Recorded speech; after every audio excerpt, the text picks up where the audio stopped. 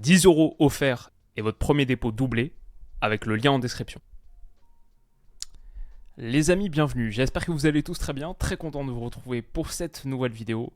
Encore un match de folie. Le Barça qui s'impose 3-2 au Parc des Princes.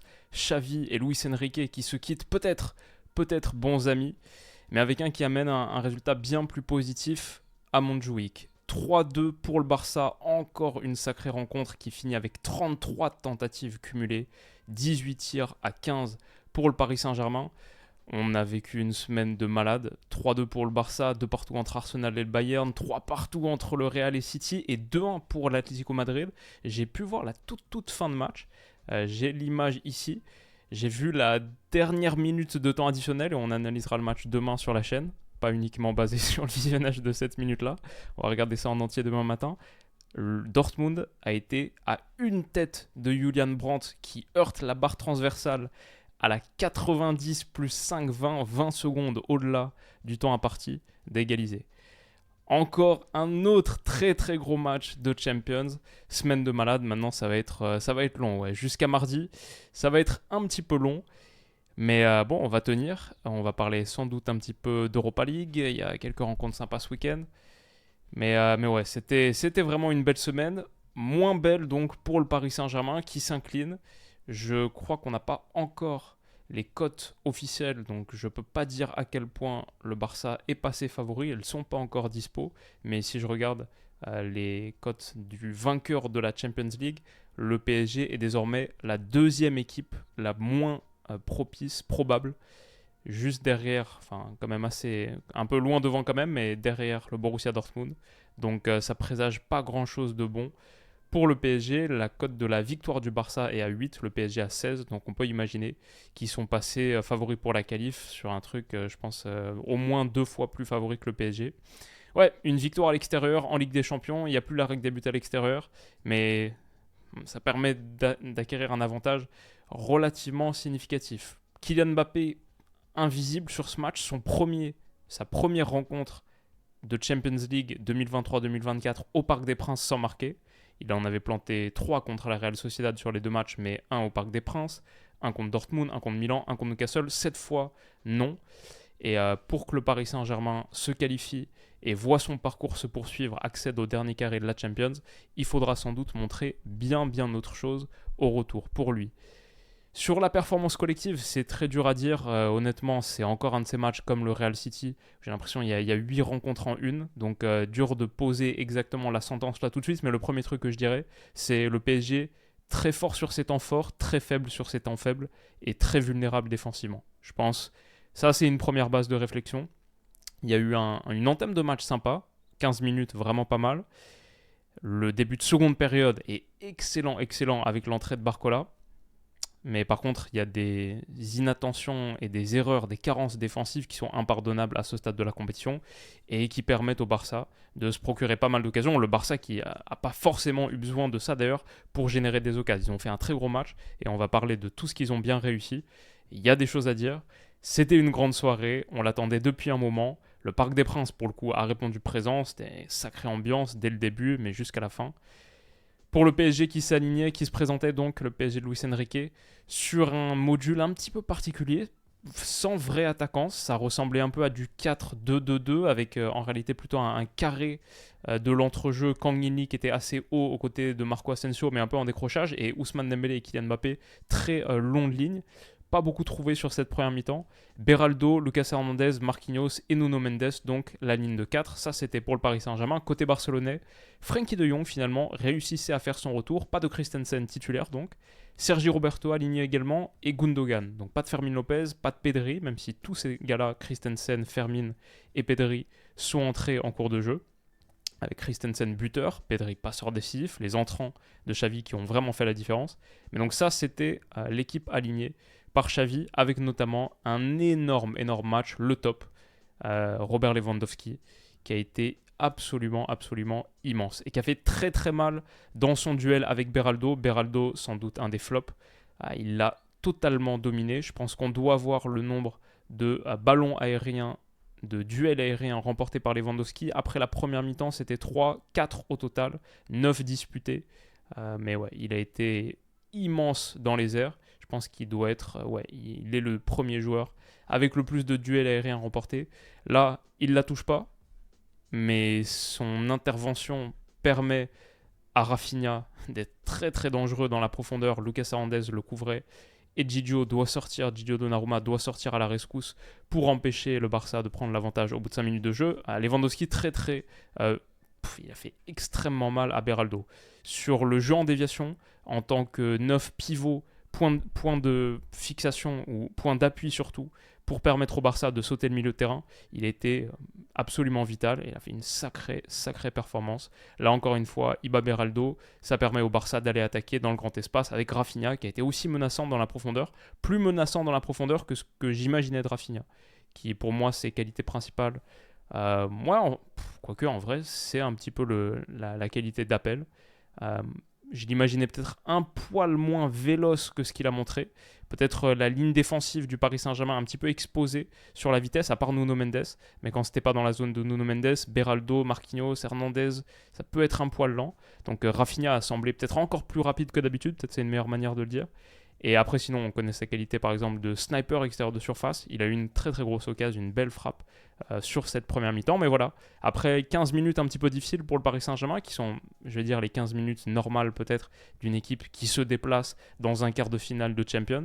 Tu vas toujours un petit peu souffrir avec l'appui du public au début, etc. Mais après, honnêtement, ils ont très très bien répliqué. Et il faut une intervention absolument décisive de Nuno Mendes, qui est le seul Parisien à surnager sur la première mi-temps, pour empêcher le Barça de prendre l'avantage sur cette tête de Robert Lewandowski. D'ailleurs, j'ai trouvé le Paris Saint-Germain extrêmement menacé sur corner, avec beaucoup de variété dans les combinaisons, et ça va finir par payer. Mais régulièrement, le ballon mis un petit peu dans la zone de 6 mètres, comme ça, peut-être pour profiter des sorties un petit peu approximatives de Donnarumma, de son jeu aérien pas top, mais également parfois avec des ballons en retrait qui étaient dangereux aussi, une fois en première. Ouais, les combinaisons sur coup de pied arrêté ont fait mal au PSG, et le Barça a bien su les utiliser. Alors, je pense ici pour montrer que Vitinha était régulièrement en marquage individuel sur Gundogan. Il cherchait à le contenir, ça le poussait à se retrouver régulièrement comme ça assez bas. Mais ici, il anticipe peut-être un poil trop la profondeur, la course dans la profondeur de Gundogan, qui fait très très bien. Gundo, il peut faire ça souvent, il peut faire très très mal avec ça. C'est un joueur de dernier tiers, c'est un vrai joueur de dernier tiers, et il fait extrêmement mal dans ce dernier tiers. Donc Vitinha anticipe un petit peu trop la profondeur. Bon, bah du coup, il peut être trouvé entre les lignes. Et c'est ça la menace de Gundo. Dans ses positions avancées, il peut faire mal là, mais quand tu trouves un Gundo là comme ça, libre, on sait sa capacité à se retourner très très vite, un contrôle pied gauche, la passe pied droit, il pivote super bien sur lui-même, ça c'est les années passées dans le City de Guardiola, dans le demi-espace comme ça, dans le couloir de jeu entre l'axial et le latéral. Ouais, il fait ça super bien, là il pivote, transmet à Robert Lewandowski, qui s'appuie sur Sergio Roberto, qui la remet en une touche sur Rafinha.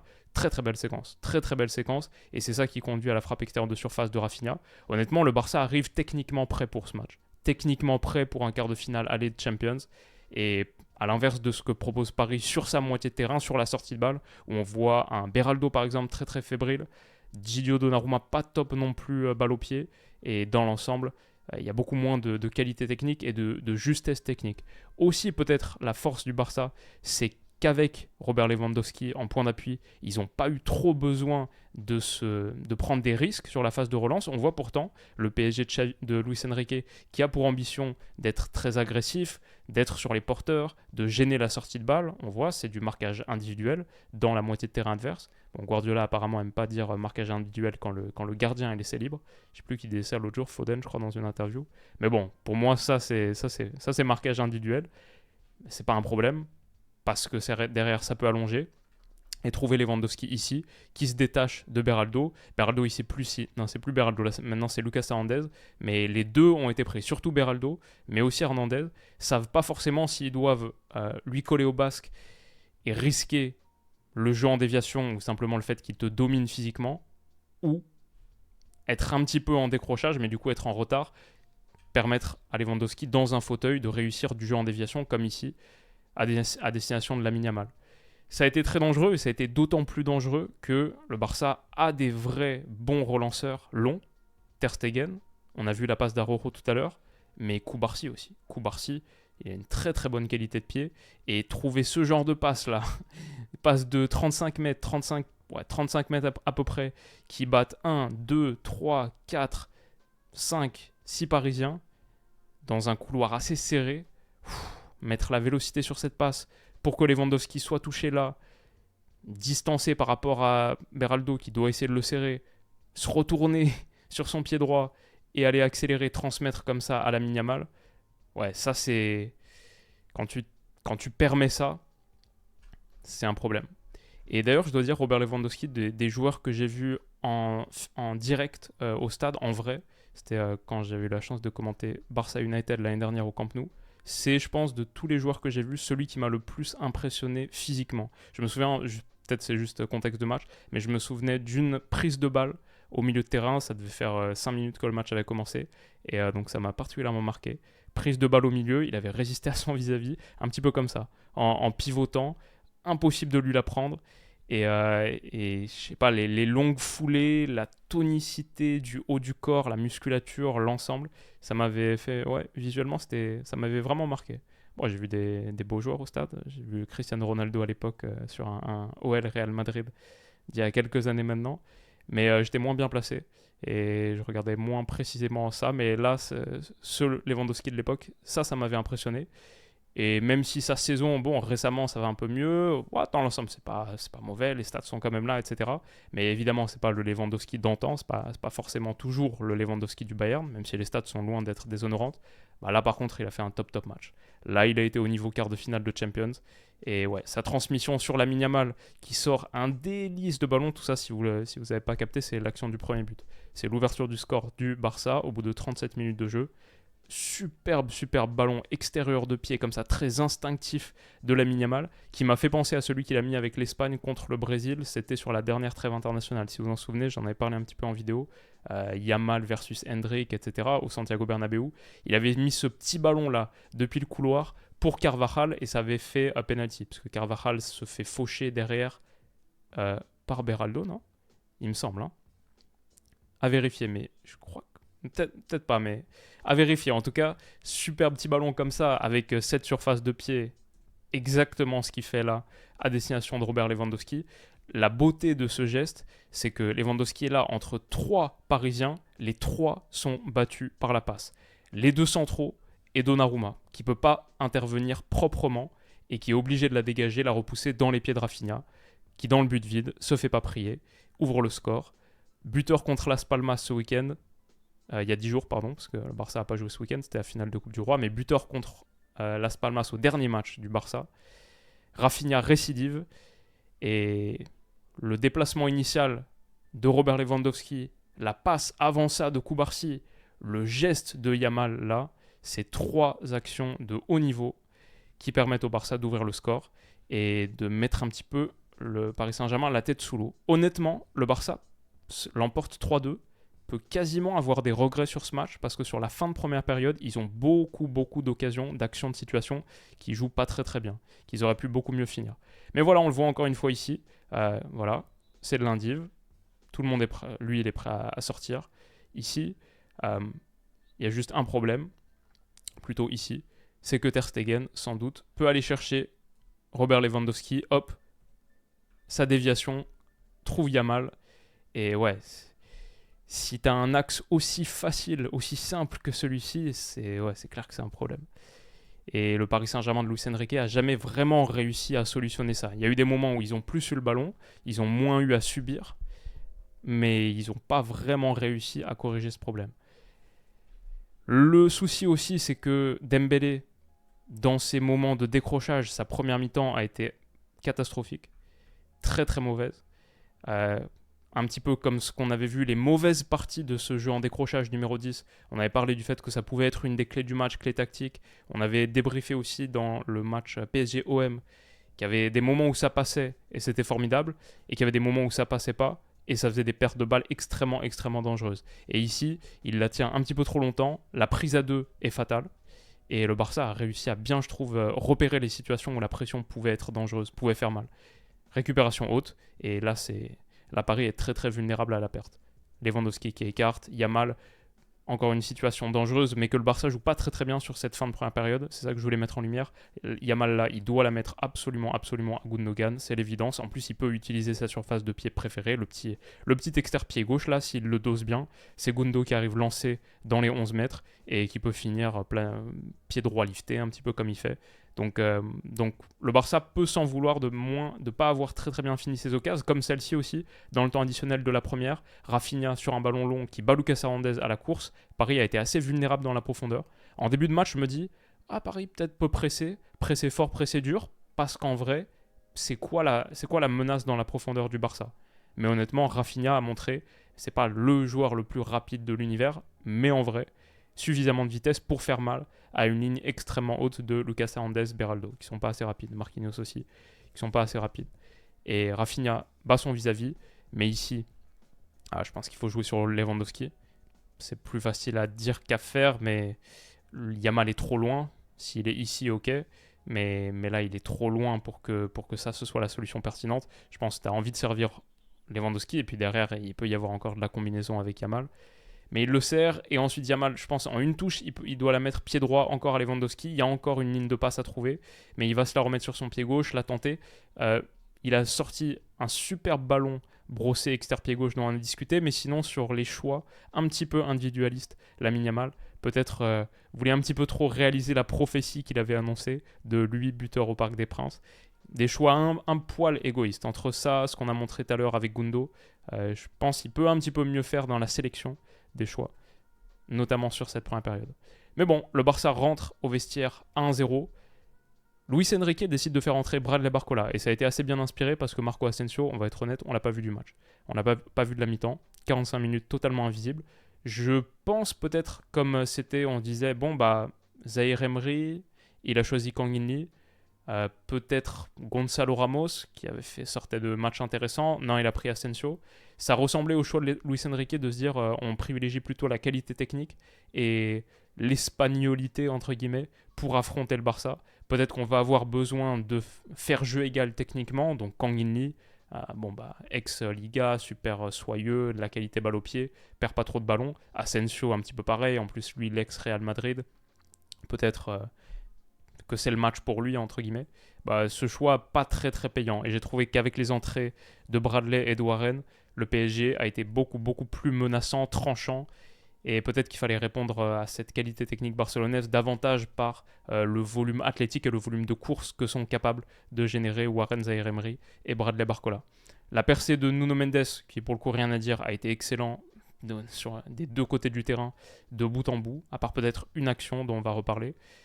Et ouais, quand t'as Barcola qui peut menacer comme ça dans la profondeur, ça fait 40 secondes que la mi-temps a repris, que le jeu a repris, mais ça a l'air de prendre une tournure un petit peu différente. Et ça va continuer, parce que Vitinha aussi a fait une très très bonne seconde période. Sa prise de balle là contre l'orienté, elle me fait un peu penser à celle de Zahir Emery, je pense que c'était contre Milan. Ou peut-être contre Dortmund le premier match, la première journée de Champions. Mais en tout cas, une prise de balle comme ça, un peu à la médiane, sur un contrôle orienté, tu fais la différence sur le gars qui saute sur toi. Et derrière, il y a une action hyper dangereuse à jouer. Je pense que Vitinha aussi un petit peu trop soliste là-dessus. Je dis pas forcément le relais comme ça sur Kang In-lee. Peut-être ça peut ralentir un peu trop l'action. Mais après, je sais pas, si tu fais ça, il y a 2 contre 1, Kang In et Bradley. Ça peut être quand même assez dangereux sur Cancelo. Mais surtout, je crois qu'il y a l'intervalle pour mettre Kylian Mbappé dans la profondeur. Dur à dire, mais je pense pas qu'elle allait la finir seule comme ça à l'extérieur de surface, même s'il a une super qualité de pied, qu'il a montré qu'il peut être un sniper récemment. Je suis pas sûr que ce soit le très très bon choix. Et dans l'ensemble, le match de Kylian Mbappé, moi je le mettrais dans mes flops. Il a été transparent. Mais il a un poil manqué de service aussi, sur des moments clés. Et je pense qu'il y en a un deuxième que je vais pouvoir mettre en lumière avec les images. C'est le seul truc que je dirais pour le dédouaner un petit peu. Après, dans l'ensemble, il doit faire beaucoup mieux, être dans les meilleures positions, etc. etc. Etc. suffit. Mais peut-être aussi que sur certaines situations, le PSG aurait pu mieux le servir. Un des rares moments où le jeu long à destination de Lewandowski ne fonctionne pas. Il faut souligner aussi que dans les changements de Xavi à la mi-temps, il y a eu le replacement de la charnière centrale avec Marquinhos plus axial et Lucas Hernandez désormais sur le côté, ce qui permettait à Marquinhos de museler un petit peu ou de protéger un petit peu plus Beraldo. J'ai souvent vu comme ça Beraldo Lewandowski et t'as Marquinhos qui sort au devant et qui contrôle, qui apporte un petit peu de protection supplémentaire et qui vient épauler Beraldo. Ça, honnêtement, ça a assez bien marché et c'est sans doute quelque chose à retenir pour le match retour. Sur cette situation, donc, je pense que ça fait ballon qui flotte un petit peu. Pour l'instant, il est encore disputé. Marquinhos, deuxième intervention consécutive. Le PSG joue côté sur Ousmane Dembélé. Feinte de frappe. Et frappe du gauche lourde sous la barre. Elle est absolument magnifique. À ce moment-là, si vous vous souvenez de la vidéo preview, mon prono, ma physionomie de match pronostiquée, c'était ouverture du score du Barça après un début de match bien emballé où ils réussissent à mettre le feu à Paris. Égalisation d'Ousmane Dembélé. Pour l'instant, on est pas mal. Et après, je disais victoire 2-1 du Paris Saint-Germain sur un but de Kylian Mbappé. Bon, malheureusement, après, ça s'est moins bien passé. Mais ce but d'Ousmane qu'on attendait depuis un moment en Champions, il était enfin arrivé. Donc c'était un moment assez joyeux ici dans le bureau. Le Paris Saint-Germain surtout marque le troisième but du match, mais leur deuxième, sur un petit ballon de Fabian Ruiz pour Vitinha. Je pense que c'est ça l'idée des temps forts, très forts du Paris Saint-Germain. Il y a des moments où le Parc des Princes entre un petit peu en mode fièvre, je trouve. C'est une question de momentum, c'est le sport, mais c'est un truc que je constate régulièrement en Champions. Il y a des moments forts du PSG qui sont très très forts, où tu as la sensation qu'ils peuvent en marquer 3 en un quart d'heure facilement. Donc ça c'est super. Mais les moments faibles, très très faibles aussi. Et c'est dommage parce que sur la continuité de cette action, on a des moments vraiment pas mal. On a une récupération de Beraldo, une passe tranchante, Kangini qui lance Bradley Barcola dans la profondeur. Voilà, ça c'est ce dont le Paris Saint-Germain avait besoin. Beaucoup plus de menaces tranchantes par rapport à Marco Asensio qui a été assez limité sur sa production. Mais aussi, il faut dire que la physionomie du match, la texture a changé, le mood a changé, la vibe a changé, la température a changé. Ça aide. Barcola dégaine, Ter Stegen la repousse sur sa barre. Le PSG est à quelques centimètres d'avoir fait passer ce match de 1-0, de 0-1 à 3-1 en 10 minutes. Donc ouais, c'est assez dingue. Pareil, dans la foulée, récupération haute, Kangini qui se bat bien. Je crois que c'est Lucas Hernandez dans sa position de défenseur droit très très avancé qui la gratte. Ça revient dans les pieds de Kangini. Il joue autre côté. Fabian Ruiz déclenche. Malheureusement, je pense que tu peux jouer sur Dembélé. Je pense qu'il y a aussi un petit ballon peut-être à mettre à Mbappé. Il est pas facile. Je suis d'accord. Sergi Roberto est peut-être en train de protéger un petit peu. Il faut la sortir en mode passe masqué, mais je pense quand même que cette frappe-là, c'est pas le bon choix. Et un petit peu comme le Barça en fin de première période, sur son temps fort, très très fort, le PSG a manqué un petit peu de justesse dans les choix, dans le dernier geste, l'avant-dernier geste. Donc c'est un peu dommage. Il faut dire l'entrée de Pedri change pas mal de choses. Et Beraldo, qui est un de mes flops du match, malheureusement, alors qu'on en disait beaucoup de bien sur l'avant-match, que sa qualité sous pression pouvait faire la différence, malheureusement ça a été tout l'inverse. Là-dessus on s'est totalement foiré, il n'y a pas grand-chose à dire. Beraldo, récupération là, à l'heure de jeu, alors que le Barça a un petit peu la tête sous l'eau, le PSG est en train de renaître de ses cendres tel le phénix, c'est magnifique. Perte de balle basse, stupide, il n'y a pas beaucoup de danger. Gundo la récupère, Donnarumma est mis sous pression, il doit dégager loin, ça revient dans les pieds de Pedri. Et là, ce petit ballon par-dessus, il est absolument splendide. Rafinha, la reprise qui sort, elle est extraordinaire. Je pense que Donnarumma peut faire mieux quand même. Ouais, il est grand, quasiment 2 mètres. La balle est basse et elle fuse parce qu'elle est prise avec un effet un petit peu, on dirait le slice revers de Federer. Magnifique, Federer. Mais quand même, je pense que malgré la qualité de la finition, la qualité de la passe, je pense quand même qu'en quart de finale de Ligue des Champions, tu peux pas... C'est pas possible que ça, ce soit un but. Le porteur doit être mieux protégé. Cet espace-là doit être totalement verrouillé. Et c'est le seul moment peut-être du match où Nuno Mendes est fautif. Il est bas. mais il réussit pas à se mettre suffisamment vite en mouvement pour couvrir la passe. Peut-être Beraldo aussi, mais ouais, pour moi, Paris a mal défendu dans l'ensemble sur le match.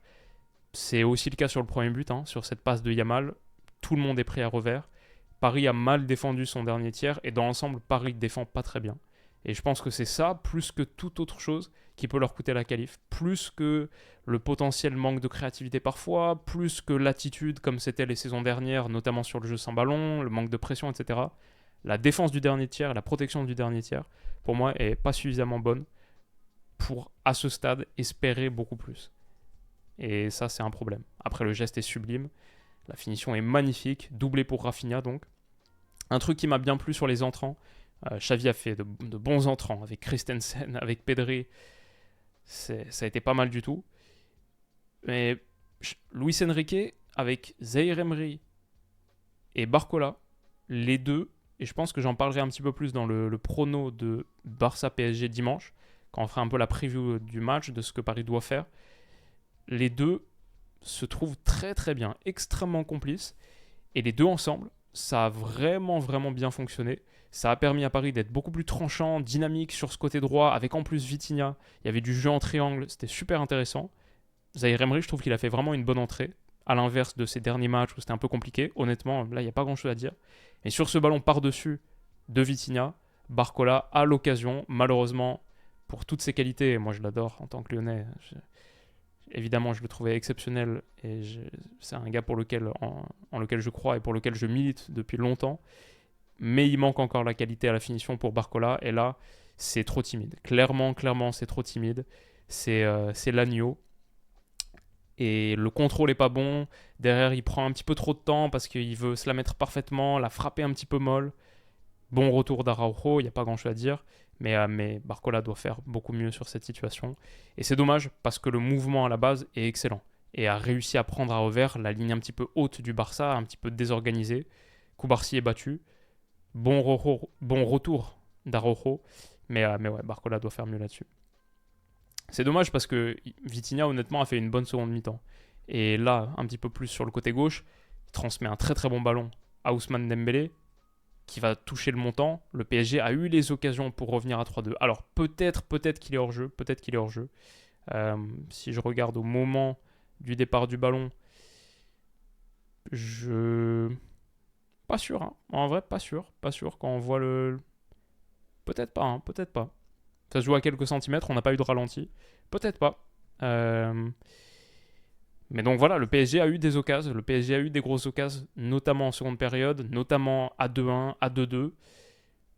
Ouais, le problème, encore une fois, c'est que cet axe-là, quand tu peux relancer comme ça et trouver Lewandowski en décrochage, en déviation, ouais, ça a permis au Barça de se sortir de la pression adverse sans avoir à transiter par son milieu de terrain, et ce, quasiment systématiquement. C'est trop facile et c'est trop problématique pour un Paris Saint-Germain qui a été quand même bien écarté, je pense, par le jeu positionnel du Barça, avec, c'est pas tout à fait les ailiers exactement en ligne de touche comme le Barça d'antan, classique guardiolien, mais quand même, on voit beaucoup de distance entre tout le monde, ça étire, ça écarte ce bloc parisien au maximum, qui cherche pourtant à être haut. On voit la défense à la médiane, qui cherche à être agressif, mais il s'est bien fait triturer, et du coup, Lewandowski peut être trouvé. Superbe déviation.